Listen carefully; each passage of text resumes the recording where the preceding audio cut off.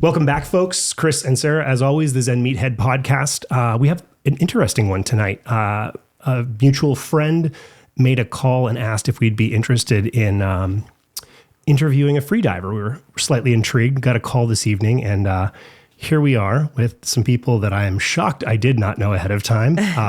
Alexey Molchanov, are you the current world record holder for freediving? Correct. So we're going to dive into that a whole bunch. And you are his instructor currently? Is that? I'm a freediving instructor. Yes. And Olya, Lapina. Yes. And you've got quite the resume as well. We looked you up: mountain climbing, yoga, freediving, like just all kinds of awesome stuff. Thank you. So we always start out with a quote. So today, to understand water is to understand the cosmos, the marvels of nature, and life itself. Masaru Imoto.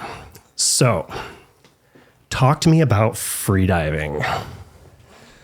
Oh, freediving is, in general, anything you do while you hold your breath and underwater, it's freediving. So you can do underwater photography, you can do like spearfishing, or do records like I do, but it's not the only thing I do. I actually enjoy a lot doing photography or travel and interact with some amazing underwater creatures. Oh, yeah, and just traveling the whole world. And so how did you get into this to begin with?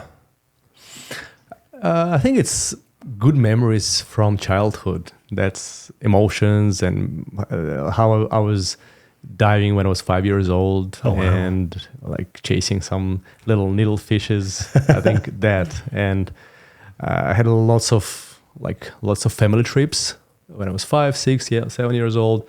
And then when I was already 17 and 18, the sport starts like to be like it hasn't been like a sport before. It was just quite a famous like competition between Enzo Mallorca and Jacques Mayol, like 1960s, 1970s. And there was a movie about it, The Big Blue. Okay. It's like very like it's a beautiful movie. It's one of the most like beautiful movies of Luc Besson. And it shows this competition in the last century, and then actually, like 1990s, it started to be like a sport in France, and start from Europe in France, and then that's like 10 years later. That's when I learned about it. My mom started doing freediving first, and I followed her steps, and I was very, very happy to travel. Like I think one of the things that attracted me to freediving is ability to travel and compete, but at the same time do this in this amazing like locations in the sea, and then after competition you just go out and play and dive to the wreck or dive with dolphins or with sea lions. Yeah, sounds like a dream. Oh my goodness! And I've also been swimming my entire life, and the feeling of being underwater is just it's magical. Like I've never experienced the rest of the world fall away like that. So kind of a meditation of sorts. It definitely is. If you approach it in the right way, if you prepare for the dive in the right way, it is like a meditation. For a lot of people, it's not. Like sometimes it's stress. A lot of people have bad experiences from childhood as well. Like I'm lucky to have like these good memories, and my parents approaching my like swimming skills in a way where like trained me that when like I was a kid, I enjoyed being in the water, and I didn't have any bad memories, but a lot of people do. And then when they get older, they sometimes come to learn freediving just to overcome their fears, like of depth or just being afraid of like not being able to swim, etc. Yeah. So I'm curious. We scuba dive very, very amateur-ish, but I I'm aware of a lot of the depths that people go to while scuba diving, these types of things. Looking up some of your stats, 510 feet underwater. It was this March, and it was a discipline where you go down with extra weight. Mm-hmm. There are several disciplines in depth freediving.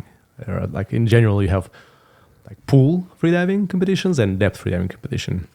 In a pool, it's a static breath hold, like you hold your breath as long as possible, and it's distance. So how many laps you can do with monofin, with bifins, and without fins, breaststroke. Yep. And in depth, you have also different styles, breaststroke, monofin, classical bifins, and the variable weight, the one where I did 510 feet, it's a discipline where I go down. It's a similar style like in the movie, The Big Blue again. It's like you have this extra weight, and like it can be quite heavy, which gives you a lot of speed on the way down. But then on the way up, you need to ascend yourself, swim up yourself. So I was diving down with the extra weight and up with the monofin. That's how I did 510 feet. And that took, now I don't know if that was your longest static breath hold that I looked up, or it was that 510-foot drop, 8 minutes and 33 seconds. That's static breath hold without any movement in competitions. So in training, I was roughly doing like around 9 minutes, like 9 and a little bit. And in competitions, when you move and you need to like kick or swim, it's usually half, roughly. If you're efficient, if you're really good with like technique and being streamlined, then like my dives are usually 4 minutes, 4.5, like sometimes almost 5 minutes. So you do this as well? Yes. Freediving, and you teach it. You actually both teach it, do you not? I focus a lot. Sometimes I do master classes, and I like to like visit and talk to the local communities. Like here in Seattle, I'm a little bit like, it's not by chance, but I was nearby in San Diego, and there was a scientific conference, and I just like Olga lives nearby in like California, so we decided, okay, we'll have a little trip and like spend time like given to the community, like talking to them and helping with the skills, etc. So I do that, and I teach instructors, and I make sure that there's more instructors in the world who can teach freediving, and more schools. And Olga was participating in one of their instructor courses in Bali, and then she was helping growing freediving community in California. Crazy. Well, and I've heard you had a yoga school in Bali. You've done mountain climbing stuff. You're now involved in the freedive community. Do you have any other tricks up your sleeve that we should know about, or is that a? That's pretty much it. I like a sense of a feeling of hypoxia, whether it comes in from high altitude mountaineering or breath hold and apnea training. And yes, so I was in Bali, and I was actually in Vipassana training, Vipassana meditation retreat, 10-day silence meditation. Wow. And I met someone who said, oh, you like meditation, you like mindfulness, you should try freediving. So I didn't know what freediving was. And then I learned that Alexey Molchanov is coming with the course to Bali. And that was really exciting. So I signed up. And the rest is history. The rest is history, yes. Oh, I love it. That is just crazy. You're going to say something? Sorry. Oh, I said I love it. It's when I was younger, I was a lifeguard, and the pool that I lifeguarded at had a 12-foot diving well. And at night, the kids would come from the hillside and throw lava rocks into the diving well. And in the mornings, we would have to come in, and I was always the one, because I was the best diver, to have to go and dive down to the bottom of the 12-foot well over and over and over again to grab these lava rocks and throw them over the fence again. And it's quite an experience, and that's 12 feet. I can't even imagine going so much farther. But yeah, it's like, it seems to be almost a universal thing that people look for. Once they're over any fear of the water, they immediately start to strive for holding their breath and seeing how long they can do that. And it seems to be something that people just naturally tend to do. And to take it to such a unique level is just fascinating. Extremes. Like, how do you? So in scuba diving, as you know, you descend through the water. The atmospheric pressure changes for folks that don't know. So you have to constantly clear your ears, equalize the pressure, do these kinds of things. Now, that's pretty intense, both on your descent and your ascent as a scuba diver. Like coming up from a certain depth, you have to stop as a scuba diver and pause and reacclimatize and repressurize. Or if you come up too quickly, you end up with something called the bends, which could be horribly painful and lethal. How does that work in terms of freediving? Because I think about, I went to 100 feet one time as a scuba diver, and I don't remember what period of time I had to spend at like 30 feet, but I had to sit there for a while and then come up. You're coming up from 100, 200, 500 feet down. How does that work? So in freediving, it's easier because you inhale on the surface and you don't actually breathe underwater, and you don't get much of the nitrogen that will dissolve in your body. In scuba diving, you breathe underwater, pressurized air, and there's a lot of it in the tank. Like if you think about how much air there is in a tank, it's like thousands and thousands of liters of air in the tank. It's like 2.5, like just a lot, right? And then if we dive at the freedivers, like our lungs would be like 10 liters at max. Maybe some guys would have like 12. That's it. That's all air we have, and then nitrogen from this air will not do much harm. Like in scuba diving, because of the pressure and all this air going through the body, you need to wait on the way up, and you need to wait to desaturate, and that's the reason for the slow ascent. In freediving, you can go as fast as you want, and down and up. Oh, so you can just drop 100 feet and come right back up. No problems. Yeah. I would not have known that. Usually it's like we don't do like really sprints because it's a waste of oxygen. So you would dive with the speed of like 1 meter per second, roughly. But it's for scuba divers, it's really fast. For freedivers, it's normal speed, but it's not something you would be able to do in scuba. Yeah. Yeah. So you get into this through your family as a young man, and you started competing professionally in what year? 2012? 2012 was my first depth world record, but my first competitions were in even 2004, I would say. Yeah, 2005 was international competition. Yep. And this is this your like sole profession? Is this all you do now, is train and travel all over the world and teach and compete? And I focus on freediving, and it's also developing businesses around freediving. So I have some non-commercial projects and like commercial ones, and like non-commercials would be working with like sports teams and kids teams, and we have some freedivers who are like handicapped freedivers now, lost their legs, and compete and strive to do world records, and like just helping and working with those guys to grow as athletes. And in like business space, I have a company, Molchanov, and it's an international company which works in a space of freediving education and for adults and kids, and gear production. So that's the areas that I focus on. So sports is there, but then besides sports, I also have this like build specialized gear that, you know, based on your experiences. Exactly. Yeah.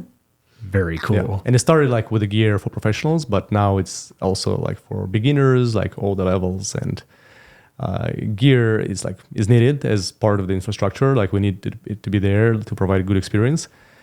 Because when I started, there was no good gear. Like there was a lot of gear for spearfishers, for scuba divers, but there was not much good gear for freediving.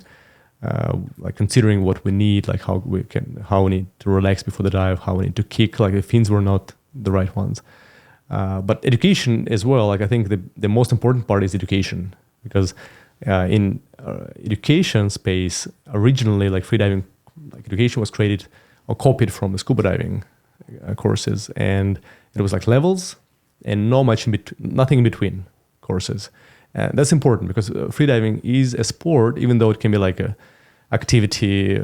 It's like a fun sport. Like doesn't need to be a professional sport, like an amateur sport or like a lifestyle activity. I just want to learn freediving to travel and to have adventures. But still, if you want to go and dive to like 100 feet and see a shark, like a bull shark, for example, in Mexico, you need to go down to 100 feet and wait there for a minute until the shark comes to you, and be calm and have a bit of time to not to react and to stay calm and like wait for it to go away, and then you swim up.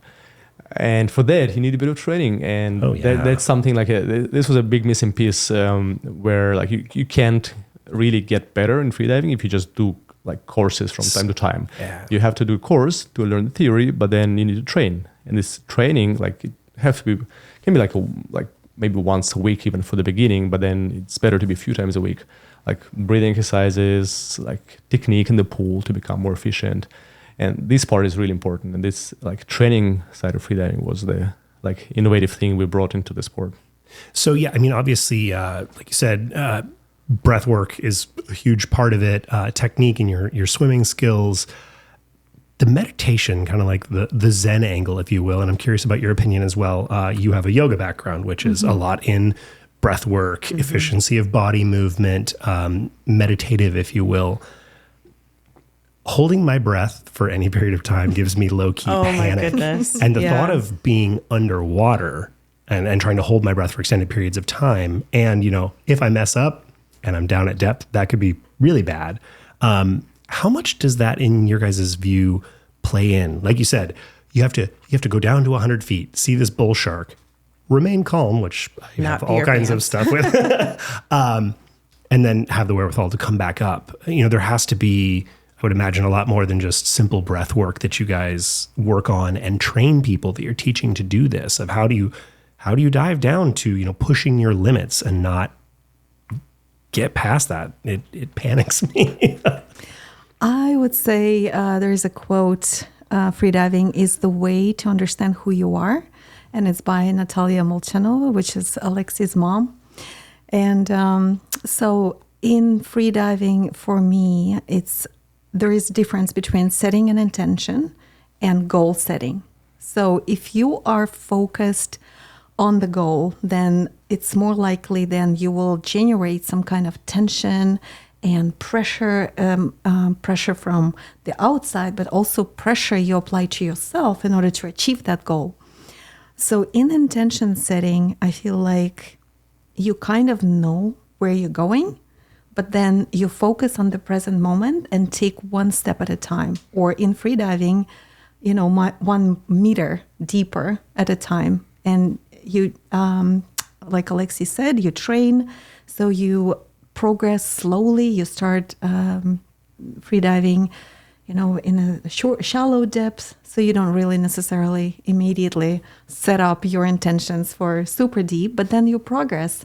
And if you're fine diving to 20 meters, then you tried maybe 22 and slowly adding just a little bit more and more.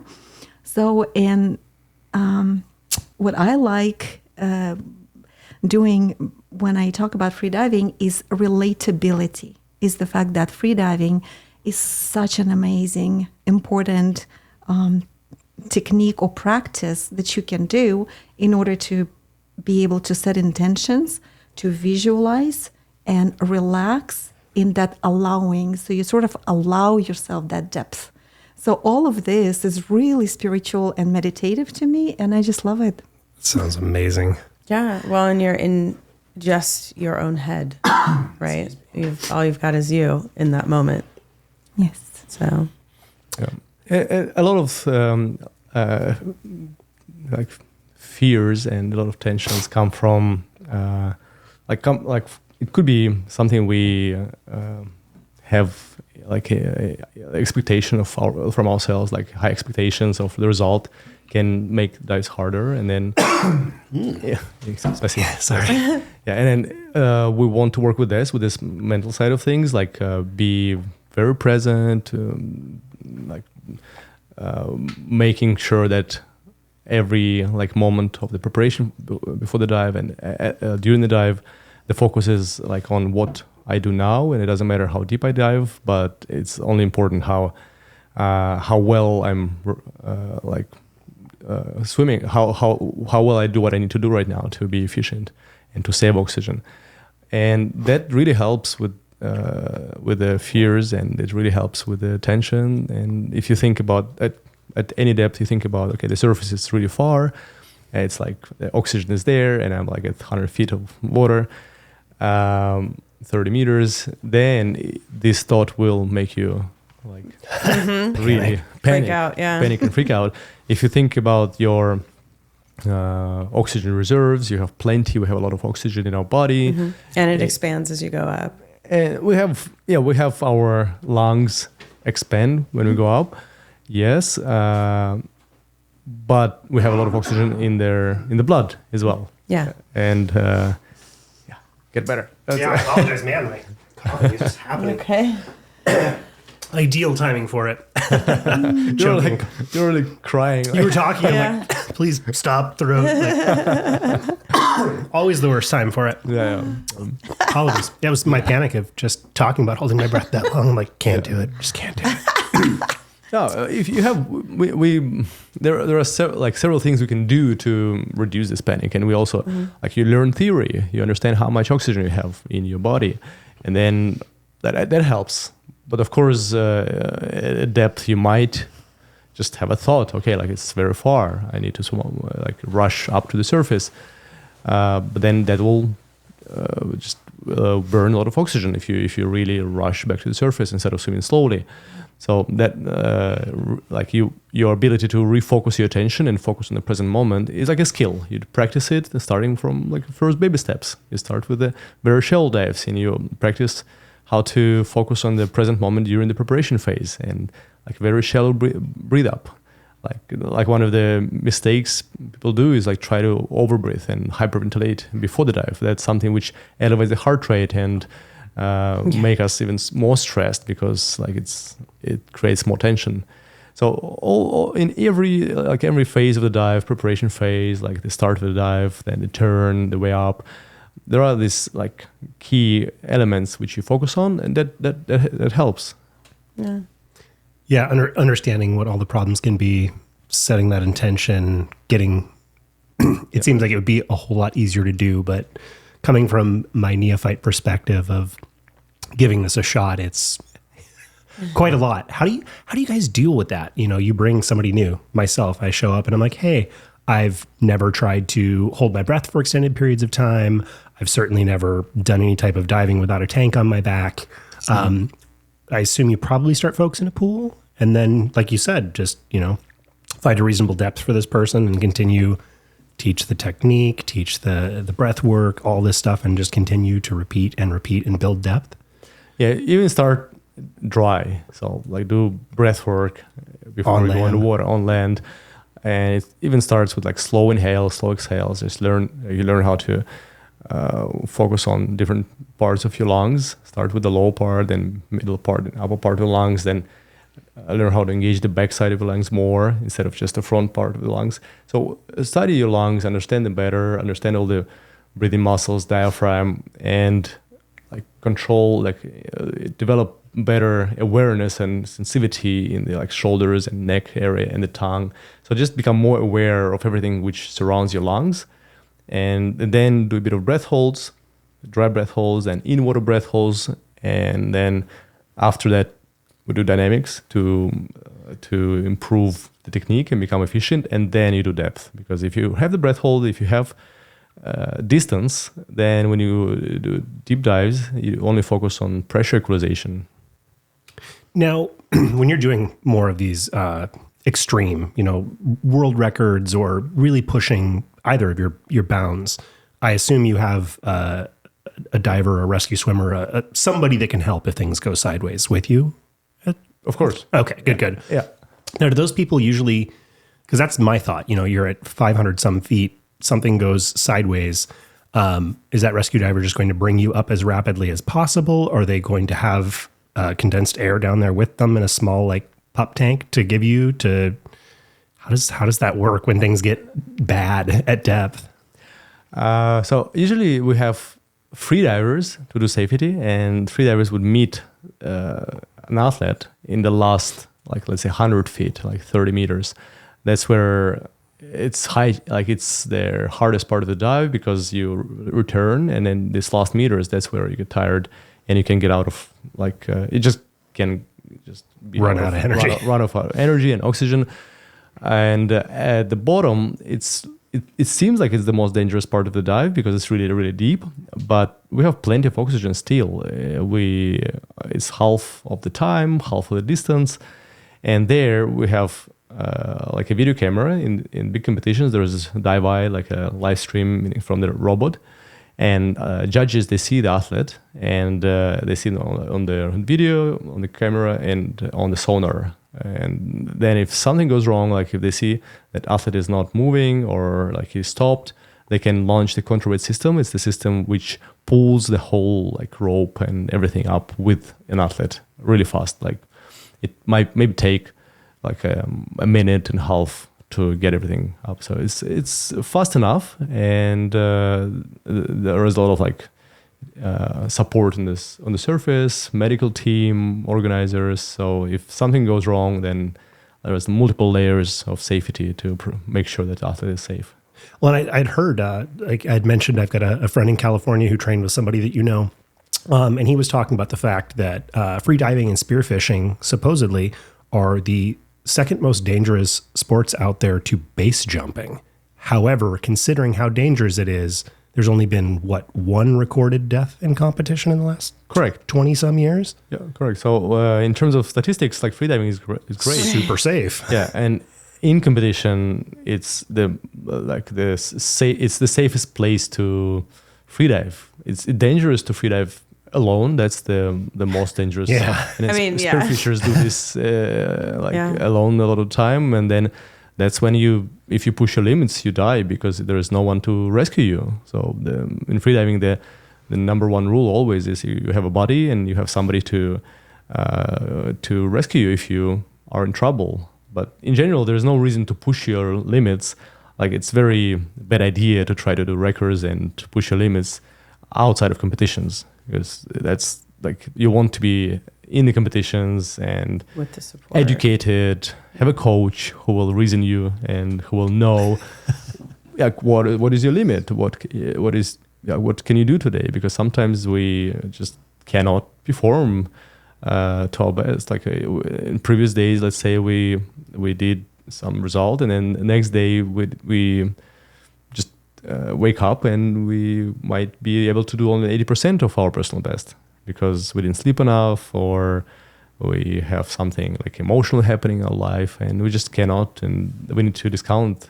Like in breath hold, the effects of our daily life are really it affects people, especially in the beginning. Like if you experience freediver, you can distance yourself from that and sort of be less worried. But in the beginning, everything affects us, and the breath hold can be much shorter. Yeah. How in tune do you feel like you are with the way that external stressors and internal stressors affect your body and your performance? I think I'm pretty good with distancing myself from stress factors, mm-hmm. and I have this routine and preparation, like rituals. Mm-hmm.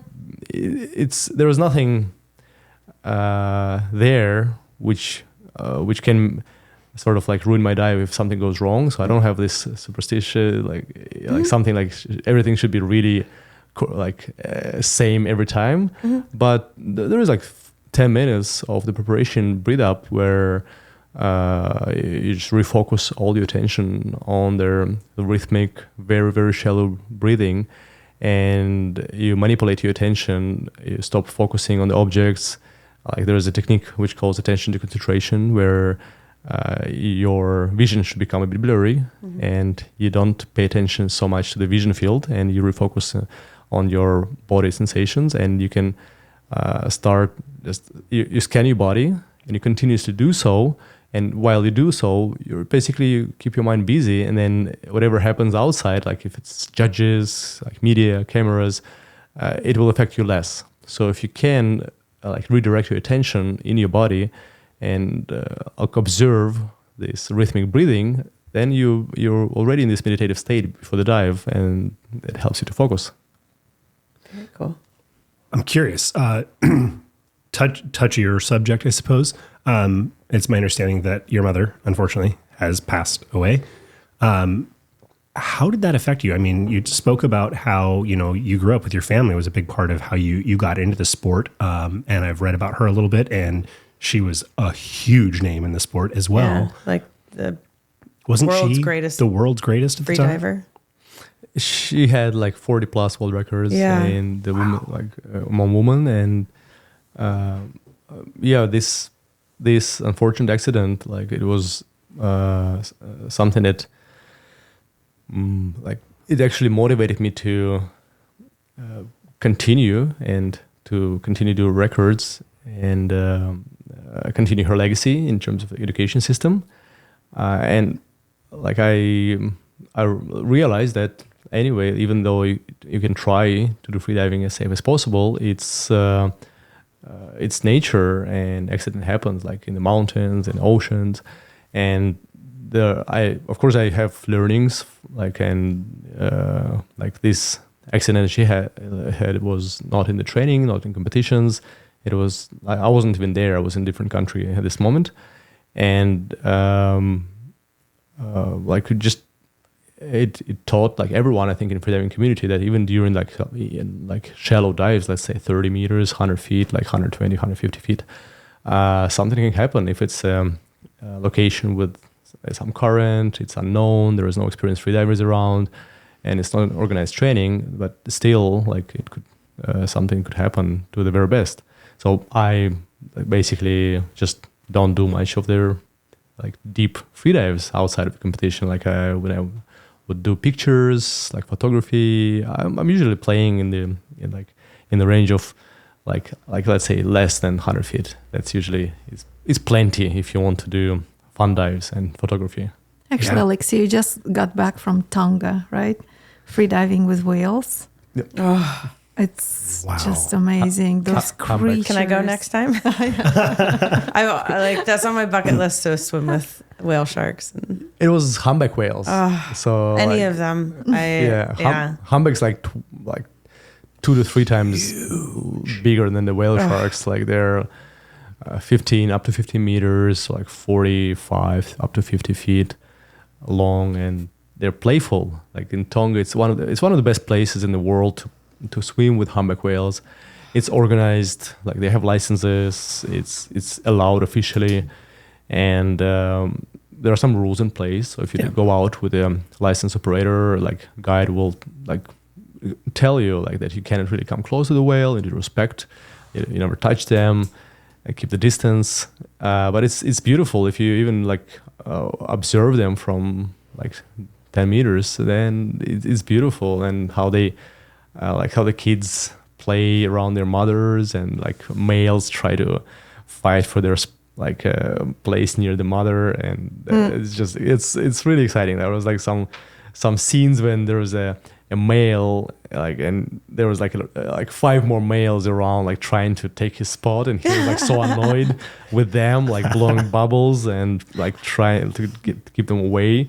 And it was just like you observe this unique interaction of these giant animals, and it's beautiful. And you went, was that trip specifically to go and swim with whales? Yeah. It was something like I was waiting for almost 4 years, because I did last time 2019 before COVID. Yep. And then it got like the whole Tonga was not available during COVID, and even like 2022 as well, they were closed.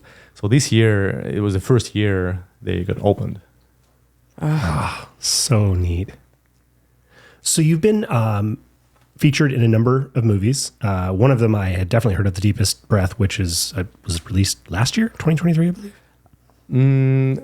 2023, just Yeah. That this is year. this year. This year. Yeah, so it was it's Welcome, Chris. It's not 2024 for a few more months. You're all good. It's in all the good. summer, 2023, yeah. So 3 movies that I'm aware of.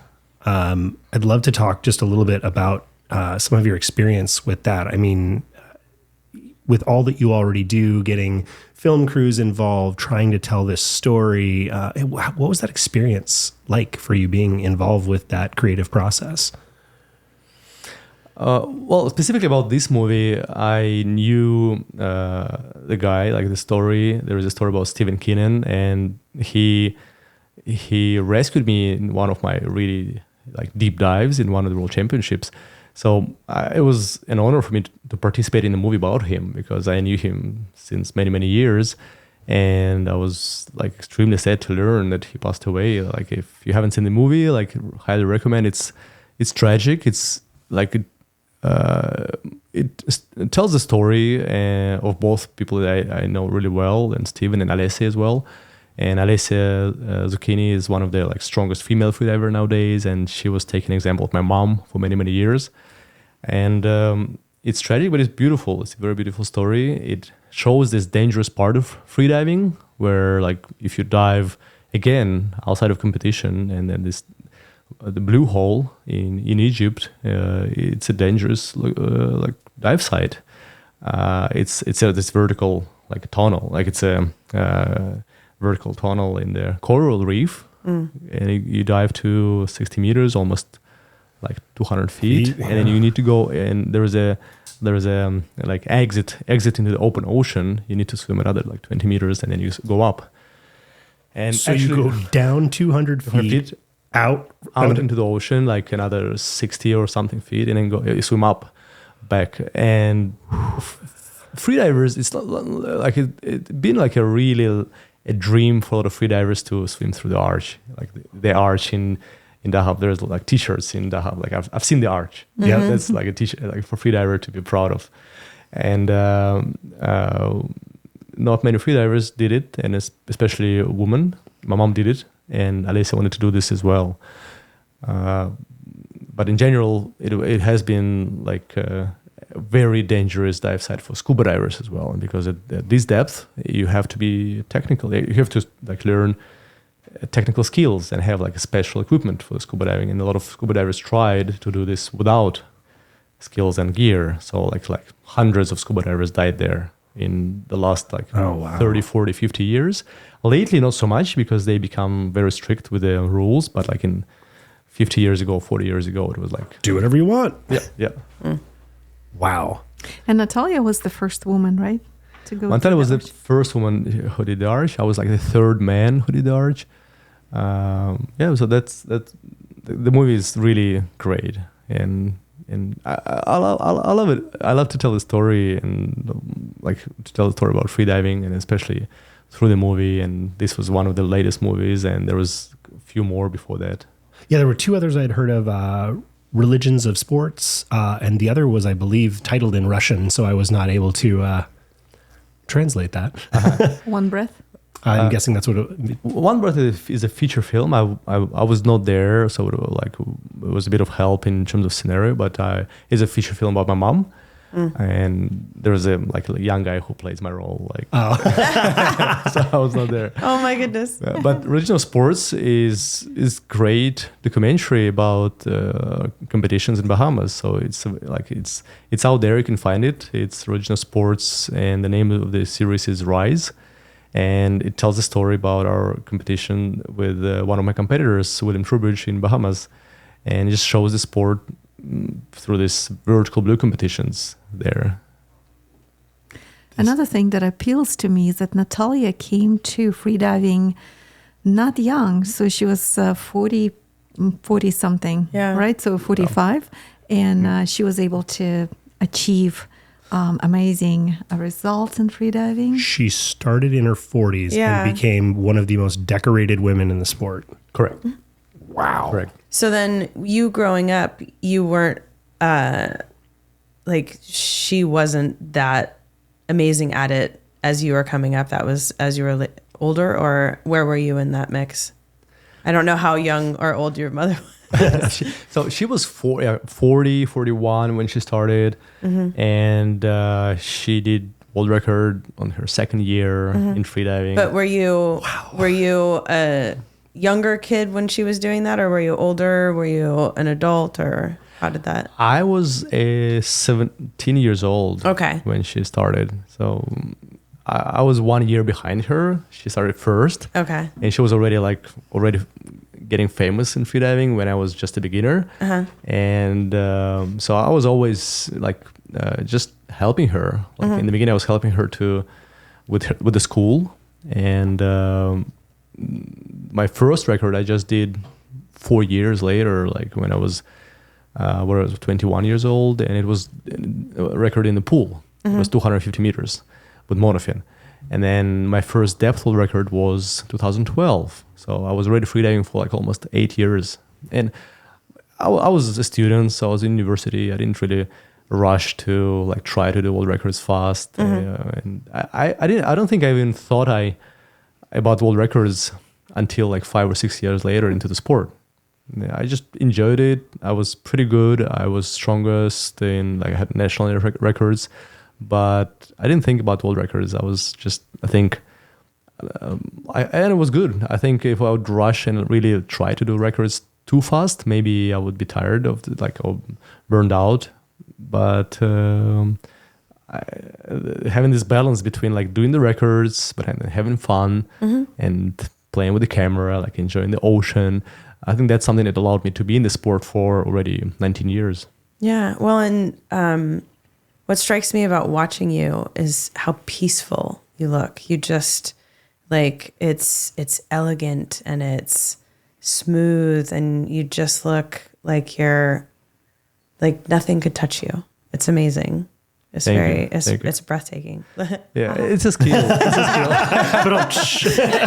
I didn't mean that. I mean, I didn't mean to do that, but it worked out well. Yeah, I think it's a skill, and it's something that like I teach, and I love to teach this other people. And that's the philosophy of like freediving. You need to be very calm and learn like soft lungs technique, how to get adapted to the pressure. And our reaction to stress in everyday life is like getting tense, and our breaths become short, like very shallow, and more in the upper part of our chest, and become tense. So like developing this awareness and sensitivity in our lungs, that's something is super useful in everyday life, but it's something that I do underwater to like cope with pressure, to allow the like pressure to squeeze me, and with zero resistance from my side. Because if I'm at 100 meters, 300 feet plus, and I'm squeezed by the pressure, and I have even a little bit of resistance, like a little bit of like tension, then I risk injuring my lungs, and then I just waste energy, because like it's pointless to resist to the ocean pressure. yeah. So You're not gonna win. I'm not gonna win. Yeah. So that's something that like this pressure and like being at depth teaches us how to like give up to the pressure. Surrender. Yeah. Literally just fell out of my head. Yeah. I was just so taken aback. So you did or still do run a freediving school in Bali? I relocated to California, and now freediving, I use freediving as a part of a sort of resilience and performance coaching practice for entrepreneurs and adventurers. Ooh. It's kind of having that limitless mentality. So you basically go high up in the mountains, you go deep in the ocean. You want to launch a venture, so you kind of set an intention and then you dive into it as you relax in that intention. So that intention that you set is not going to generate any kind of anxiety or self-sabotage. So you're open to the experience. And just Alexey mentioned that resilience, that radical acceptance. When Alexey said earlier, he said, I allow the ocean press me.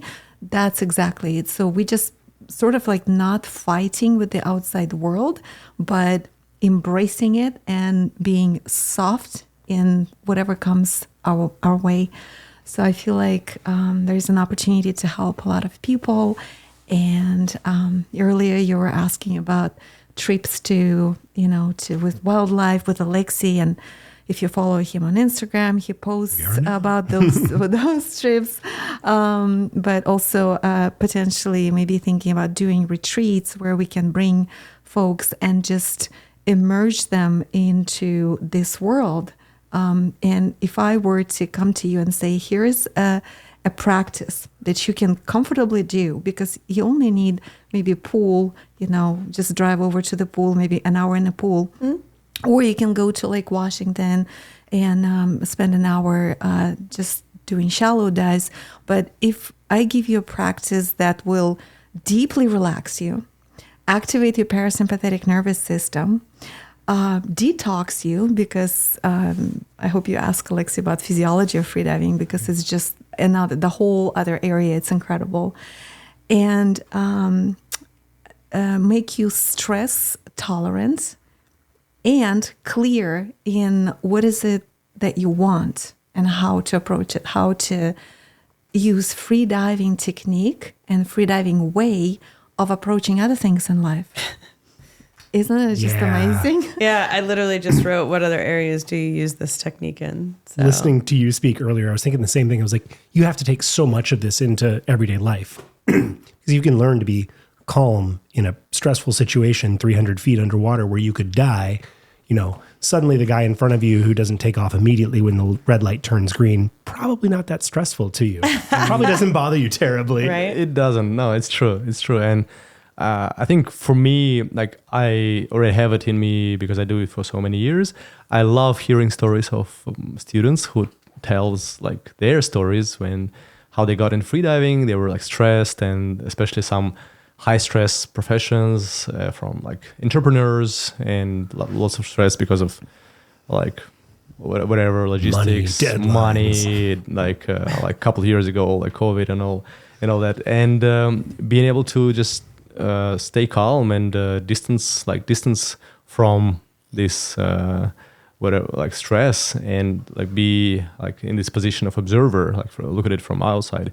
I think what helps, what sort of almost rewires our like our brain, is us dealing with urge to breathe, which is quite a stressful event for us as humans. Like we need to breathe frequently, right? We pretty important. Pretty important. Like we cannot be without air. So when we stop breathing, it's a big deal. Like our brain, even if like we are calm, our brain will like be quite shocked, and we will after a few breath holds, all these worries that were important for us before the breath holds, they will not be that anymore. Like you'll be like, okay, like right. You'll have some other areas of your brain activated instead of those that were activated before the breath hold, because like it's much more important to like for us now, like for our survival, to breathe. And then we stop breathing, then we start breathing, and we just really become happy, like really happy that we just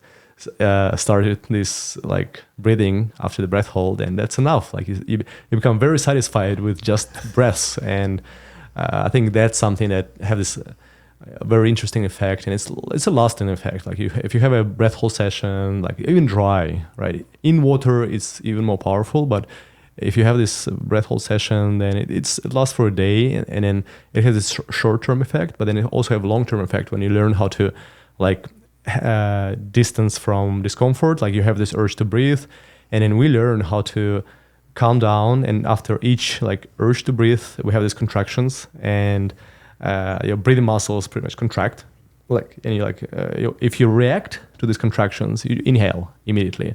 But if you like remember that you have plenty of oxygen in your blood, sometimes we have these contractions and the urge to breathe when we still have maybe 90% of oxygen in our body. And then you think about this, and then okay, like that's the urge to breathe. I'll just wait for it to pass, calm down, and like then there is another one. There's another one, and you can wait for like 2, 3, 4, 5 contractions, and have this very smooth progression. You don't want to push too much in the first training, but like maybe after 10 trainings or 20 trainings, your time in this discomfort phase can be as much as time in the comfortable phase. So then we have this practice where we spend some time in the comfortable phase of breath hold, but then in an uncomfortable phase of breath hold, and we learn how to actually enjoy this uncomfortable phase of breath hold and just not react to this discomfort. And then that just rewires our brain to stay in this observer's position, and then we can apply it in everyday life if we want to. Of course, sometimes we want to react. We want to be like, but like with your example, like the red light, etc. Of course, like what's the point to? I love it. Well, number one, if you're ever going to kick that program off, please let us know, because we'd love to come and demo that with you. Yes. Uh-huh. But you queued up a question there that I am interested in. Then the physiology of freediving. Mm-hmm. Let's dig into that a little bit. Obviously, like I said, I know very little about it. So, physiology is like very interesting because our body, like we can do so much more than we think we can. And with breath hold, if I ask you like how long you can hold the breath, what do you think?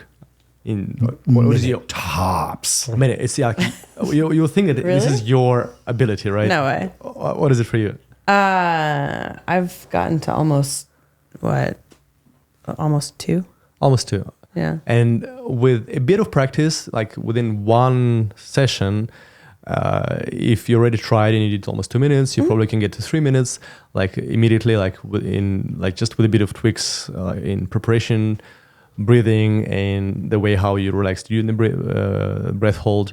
And for you, like it could be like from minute to 2 minutes. So like the range of like 2 minutes, 3 minutes is something that is available for like to us like almost immediately. And then 4 to 5 minute breath hold is a breath hold which is like really a breath hold. It's still in an amateur freediving like section. There's an amateur freediving section. There's like How's that make you feel? 5, 6, 7 minutes is like amateur Training wheels. sport, and then professional sport starts from 7 minutes of breath hold. And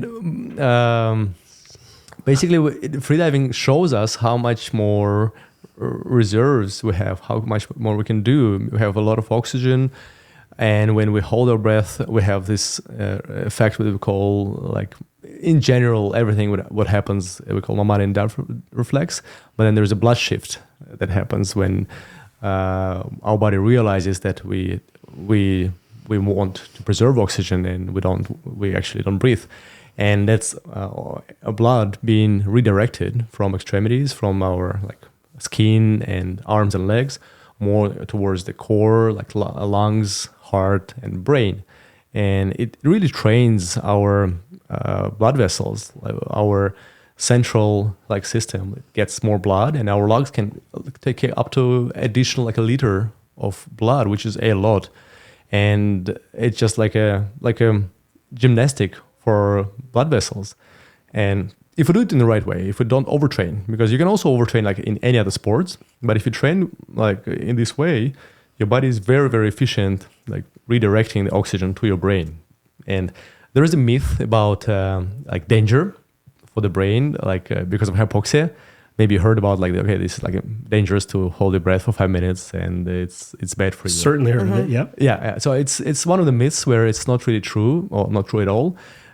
It's bad if your heart stopped and you have like no blood circulation, and it happens sometimes, but it's not related to freediving or to the breath hold, because when you hold your breath, after 5 minutes, oxygen levels, because your heart is beating and you have plenty of oxygen in your body, after let's say 5 minutes of breath hold, I just did study a couple of weeks ago when I was doing 4 minute breath holds, and my oxygen was at 80%. So I used just 20% of oxygen in 4 minutes. Wow. Then at 5 minutes, it will go down to 70, maybe 65%, but it's still plenty. And our body is really, really good in like preserving oxygen. And when we swim, our like legs, like let's say I'm kicking with my fins, and if I'm not kicking in a like panicky way, like in wasting a lot of oxygen, if I'm kicking gently, then because of the blood shift, legs will be really switching into this anaerobic mode, and there's not much blood circulation happening in the legs, and then most of the oxygen is available for the brain, and the legs will just get lactic, which is fine. Like it's like our muscles are really well adapted to hypoxia. Yep. So there's a lot of things going on in our body. There is reaction to the pressure. So when we go deep, our lungs compress, and our like all the space where we have air compresses, right? And we feel it in our ears. And if you don't do anything, you'll feel pain. But if you equalize your ears, you pinch your nose, there's like several techniques. Like Valsalva will be the simple one, but then in freediving we do the second one, which we call Frenzel, and there's a third one, which we call mouth feel. So there's a lot of different levels, like where we can improve your equalization technique. And if you do everything right, there's no pain in your ears. It should be like full comfort. And then your lungs, when they compress, the way how we adapt to the pressure is that exactly with the same mechanism, like because of the blood shift, when your lung compress to the minimum volume, this extra volume of the blood, which fills your blood vessels, not the alveolus, but blood vessels, it will prevent the lungs from further compressing because blood is not compressible. So that's how your body, like your lungs, develop and become stronger and more resistant to the pressure. Interesting. It's like aerobic workout for your That's exactly it. Freediving is really is getting a lot of attention now from medical researchers. Yeah. And I was approached by this researcher from Stanford who is filing for a grant and wants to study me on the subject of hypoxia of high altitude and hypoxia in freediving. And I know Alexey is doing some work with researchers. He's going to Miami to speak at the university with students. But I think really freediving needs to get attention from longevity researchers because the health benefits are just amazing. Yeah. You get detox at the cellular level and the red blood cells when your spleen contracts and spits out an army of red blood cells into the bloodstream extra just so that every single molecule of oxygen gets into cell. So I think it's just such a unique physiological makeup of a sport. You can't really get it anywhere except in freediving. Is that why, I've seen in the wellness world, hyperbaric chambers have become a really big deal especially the anti-aging community. And I'm assuming that's the reasoning behind it. You just do it naturally through depth of water or height on a mountain. Honestly, but it's such a natural, amazing way to get incredible benefits. And it's free. You just go. Go have fun with your friends. Have And a mask and fins, and we have great companies to buy equipment from. And we know of one now. Anyway. I use Alexey's equipment from day one. So so you just go in, and it doesn't take too long. It's not it's not too time consuming as people might think, because you dive for about maybe 8 to 10 dives, and each dive is about 2 minutes in average. So, and then you have a little bit of time to recover in between dives. So if you think about time, it's just really 1 hour, an hour and a half.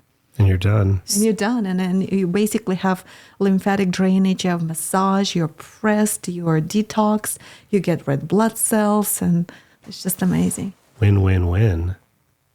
So have you done any testing? I'm curious. When you look at cycling as a great athletic sport where your lung capacity is of paramount importance, much like freediving, I'm guessing.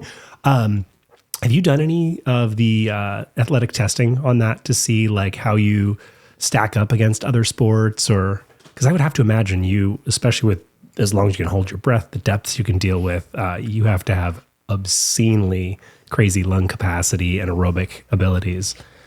So we do have our lungs measured and studied a lot, and the lung capacity is I think 30% on average more than like normal person, and sometimes up to 50% among freedivers, and that is really helpful because you can ventilate your lungs with less effort, with more volume. So that's really good for any other sport. Like if you develop your lungs, train your diaphragm, then it is helpful. And there is a bit of like specialization when you start, like when I'm getting ready for my competitions in the last periods. It's like very specialized.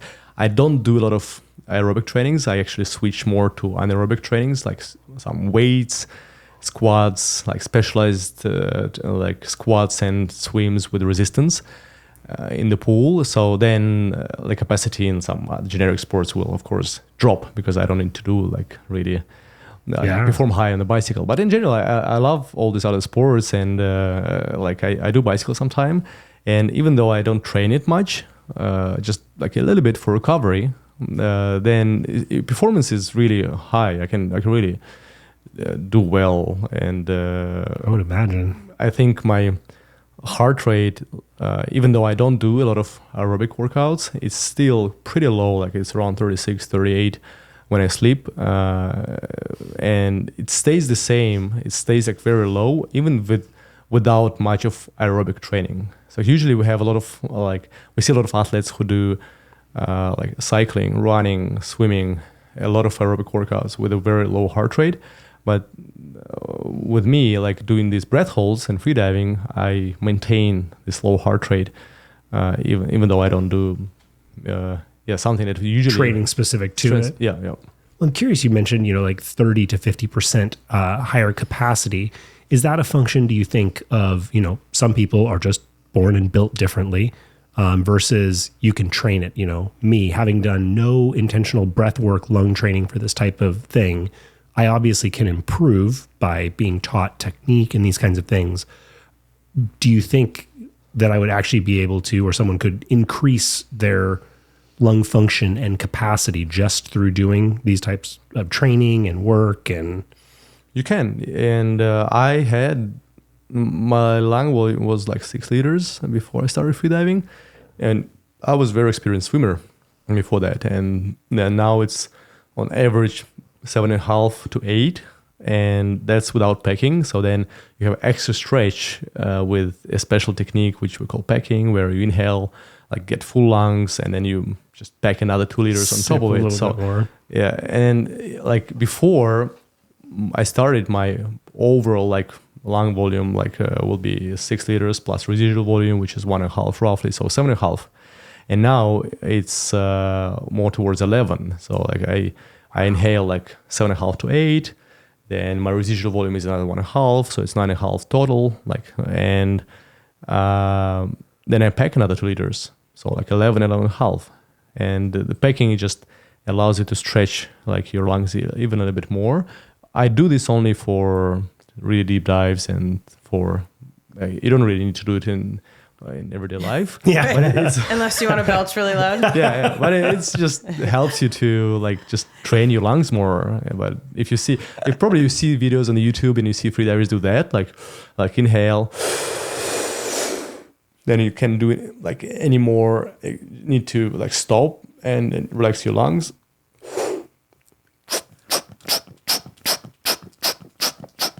So this pump, like it's 2-step movement. First, you get a bit of air into the mouth space, and then you push it back into the lungs.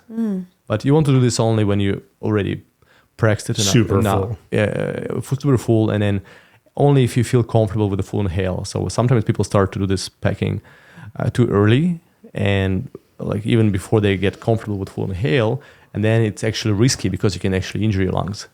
So you want to like first become very comfortable with full inhales and make sure you have good mobility after the full inhale. And the test is very simple. You can check your like just like how mobile are you, like lift your one shoulder, another shoulder, like without full inhale, then do this with full inhale. And if there's a difference, then you want to develop your mobility before you start doing anything like packing, right? So like, for example, if I would inhale, my mobility would not reduce if even with full inhale, like I would.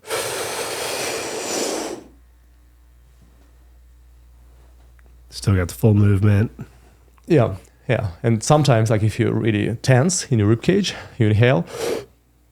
Yeah, and you're stuck. And you're stuck. Yeah, so then you have some homework to do. Need to come find a professional to teach me more. Yeah. I will say one of the weirdest things I've had happen in the middle of breath work is having to yawn. Like have a full breath in or no breath in, and all of a sudden you have to yawn and you're like, and like I've yawned with no air moving and it's odd. It's happened a couple of times. It's actually, it does happen. Mm-hmm. It does happen. It's interesting. Like there is an interesting relationship with the tongue. Yeah. And we really study a lot of muscles, and we do a lot of body scan, and doing like yoga nidra and really detailed scanning on the body is really helpful because you become more aware of each little part of your body. But the tongue is super important, and it helps. Like we use it for equalization. When you equalize pressure in your ears, you need engagement of the tongue. But to relax really well, there is a lot of attention to the root of the tongue. So like studying every little part of the tongue, like the tip, the middle part, and all the way to the root. Interesting. And like relaxing and yawning, like it really helps to like release even the smallest tension in the neck, because like even if your neck is relaxed, you might still have a bit of tension in the tongue, and then that stops you from really activating this parasympathetic like nervous system, and sometimes we have like it feels like we have something in our like throat, like it's stuck, and that's when we have actually a hard time relaxing, and like yawning helps. Like then we basically stretch our tongue and lower our like larynx, and like being able to move the larynx, maintaining this mobility, moving it up and down. That's something that is really important. Yeah, but I had to have a negotiation with myself. Like, can I yawn without letting breath in or out? I didn't know if that was possible until I actually did it. But it is, as it turns out. It was really fun today. We Alexey just finished teaching a masterclass for kind of like advanced freedivers, and he was teaching this technique called mouth feel for deep water diving. And Alexey said, so you're supposed to inflate your cheeks and then inflate your throat, as he proceeded to show us, and we couldn't believe what we saw. So he inflated cheeks, and just as much he inflated his throat, and we were just looking at each other. we couldn't believe it. Yeah. What is that called again? Mouth feel. So there is in short, there's 3 major techniques to equalize the ears, and Valsalva will be the first one. To pinch your nose and you push from your belly, but when you freedive, you don't want to tense your lungs. You want to actually equalize from your mouth. And that's Frenzel. That's the second one, where you have a bit of air in your mouth and you compress this air just from your mouth without any tension from your chest. And mouth feel is the third technique, where you get a lot of air at the depth where you still can. It can be like 100 feet or even a bit shallower. And you get a big portion. And then you use this portion very carefully all the way to the bottom. And it's like just getting this air while you can, and into the cheeks, into the neck, and then you just gently like use it. And it lasts. Wow. It lasts if you get it in the right way, and then you use it in the right way, you don't swallow the mouthfeel, then it lasts from 80 feet, 100 feet, all the way to 500 feet. Oh, wait, and this is the water? No, that's the air. That's the air. You get it from your lungs. So basically you just push it from the lungs into the mouth while you can. So you lose some air from your lungs to your mouth, but you can equalize really deep. And it's like it looks like this. It's like exhale into the mouth, into closed lips, like. Yeah. And then you just boop, boop, boop, boom. You do the pulsing equalization. Interesting, because I can just equalize sitting here. That is very like helpful. Yeah. You like it, like you have it. Not many people have it. It works. It might work to a certain depth, but then it just stops. Like and with scuba diving, it's better because you're usually in the horizontal position or in the head up position. In freediving, it's harder because you head down position. So this works like less. Yeah. Now, so we talked about those 3 different techniques. One of the techniques that I'd heard about that supposedly you're somewhat known for. The grouper call. Is this something familiar? Well, grouper call is one of the techniques, and you do this call when you do the mouth feel. It's one of the way to charge the mouth feel. It's not the fullest one. It's like relative. Like I think it's a movement which it looks like this. It's like. Look like a bullfrog almost. Yeah. Wow. You pull your larynx down while you have the vocal folds closed. And then when you create a bit of vacuum, then you open it. And then because you create this vacuum, a bit of air just is sucked from your lungs into your mouth space. And then you get the air. And then that's how you can equalize as well. So you just get some air into your mouth, equalize. Can you imagine about 20 people, 40 people doing exactly that? And that's our dry training. Oh, right. And somebody walking by would just, you know. Well, what the hell are they doing? You do the water droplet. When you That's the tongue. When you dive with whales, like they do a lot of sounds, and then you're like you can almost like feel it, and you can be like a whale. You're like you can do similar sounds like whale singing, and you can do cool things with your vocal folds underwater. And I think one time we used it while we were shooting, and the cameraman was there like next to me, while I was swimming through the trees, underwater trees. So it was like I was swimming through and I couldn't really see him. And we agreed that we will communicate with our vocal folds, where if I'll hear him doing like one group call, it's like get closer, two get further away from me. And then if it's like upward sound, it's like swim up, downward, swim down. So it was like, yeah. You're creating a language underwater. I love it. Exactly. Wow. Now, when folks are videotaping you when you're doing this stuff, are they usually in scuba gear or are they usually freediving as well? Usually freediving, but sometimes with scuba gear. Especially if it's a big camera, like something for A lot of extra work. like something for like IMAX, then it's a huge camera, like then you need scuba. Yeah. What would you say is the message that you most want to get out of this conversation? And by the way, I should mention, just so you know, I don't normally dress up as Velma. Tonight is actually Halloween. So this is the Halloween costume. So thank you for coming and joining us on Halloween. But what would you say is the major message that you want to share with people? Well, I think number one is that everyone can get better with their breathing and staying calm while doing breath holds. And for whatever reason, if it's being underwater, doing freediving, or if the goal is to like improve ability to withstand stress, just be better with the stress resistance. And it's an interesting, I would say that it's available to anyone, and it's a very interesting journey. And it's really worth it to study your lungs and to understand their breathing cycles and their pauses, breath holds.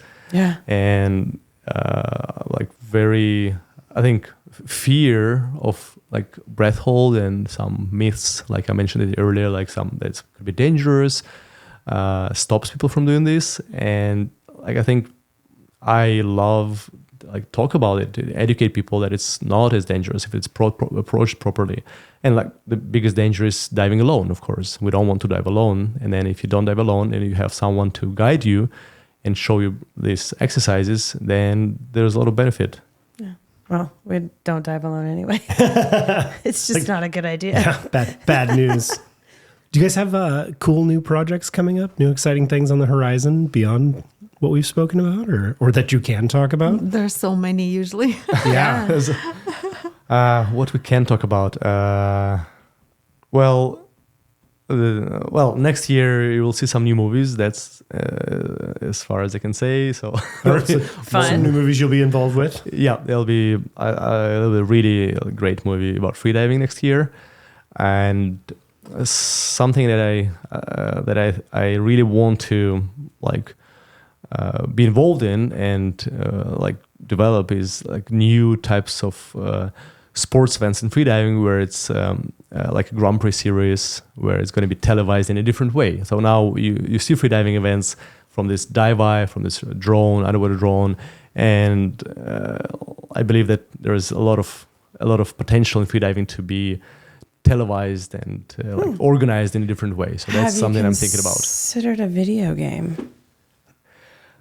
It could be a video game. I don't know. I think I might work for Xbox, so okay. anyway. So this is one of the areas. Ideas. Yes. Yeah, one of the like sports. What else? Like then there is this like area like of applying freediving to like corporate like sector and to entrepreneurs. Love that idea. And doing like more of that, just explaining how to use freediving as a tool to be more like calm in general and stress resistant.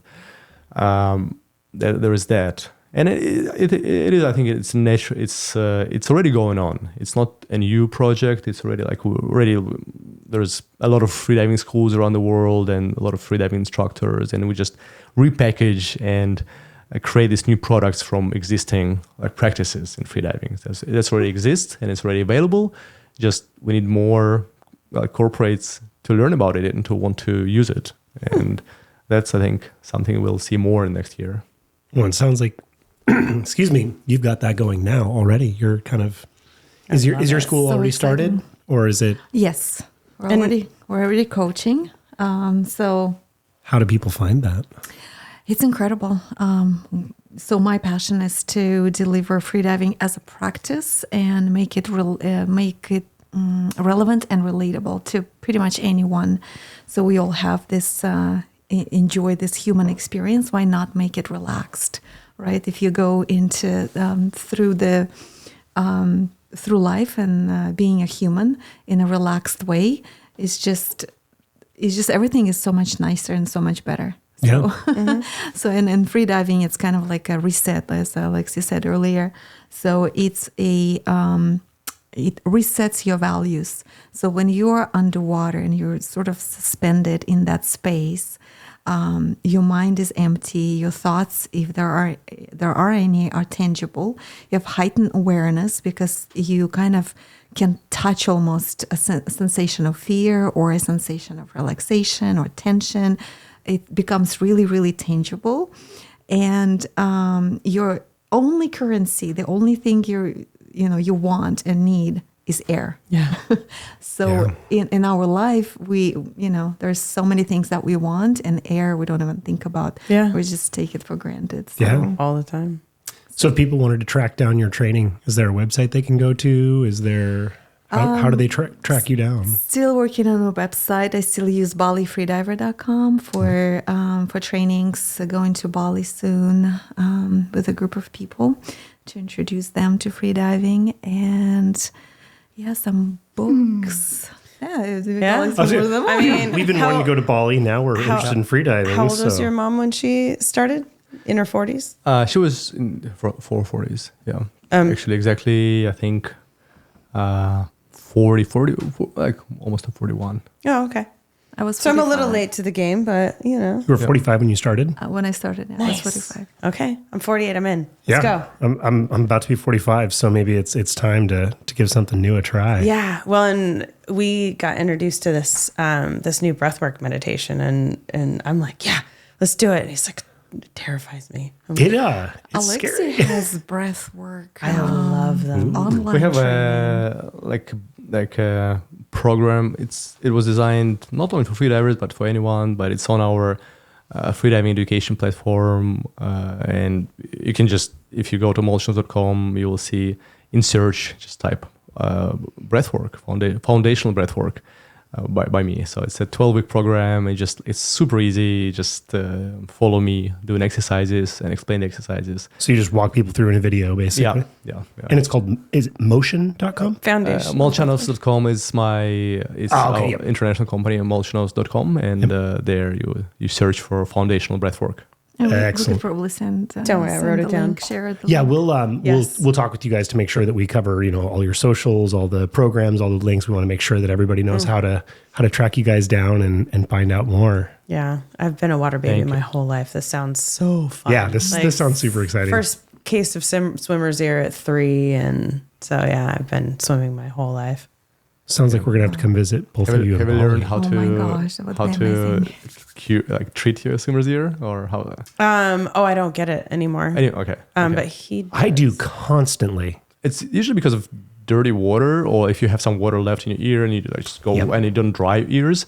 So just make sure your ears dry. Like in freediving, we must take care of our ears because otherwise you can't equalize really well. You can't dive really well. So taking care of sinuses, making sure they're healthy, and ears as well, like making sure they're dry for the ears, and using sometimes a bit of vinegar. Yes. So that helps. But else, being very careful and treating your ears in time, not just when it's already super sore. We're big in wake surfing, so we're in lakes which are notoriously pretty dirty. So I've just gotten to the point now. Every time I get done, I've got my little tube of stuff with me. Just boop boop. Clean those ears up. Good. Well, thank you so much for being here, guys. Is there other stuff you want to cover? I don't want to rush you out, but I know you guys have training early tomorrow morning. Yes. So yeah, I think it was great. I think we covered a lot already. Yeah, Yeah. it was wonderful. that was the problem tonight. I started researching you guys. I was like, oh God, I need like 5 hours with you guys. So if you're ever back in town, if you guys are releasing new programs, new stuff you want to talk about, please come visit us. We'll tell you more. And your Yes. school, is it based in San Diego? Or is San it Francisco. San Francisco. But it's really online. It's international. So the reach out is global. Well, I think we should talk more. Yeah, we'll be talking more about that. Alrighty, folks. Well, thanks for making the journey out to visit us Our tonight. special Halloween episode. The Halloween episode. Thank you very much. Yeah. Thank you. As always, folks, stay elevated. We'll talk to you soon.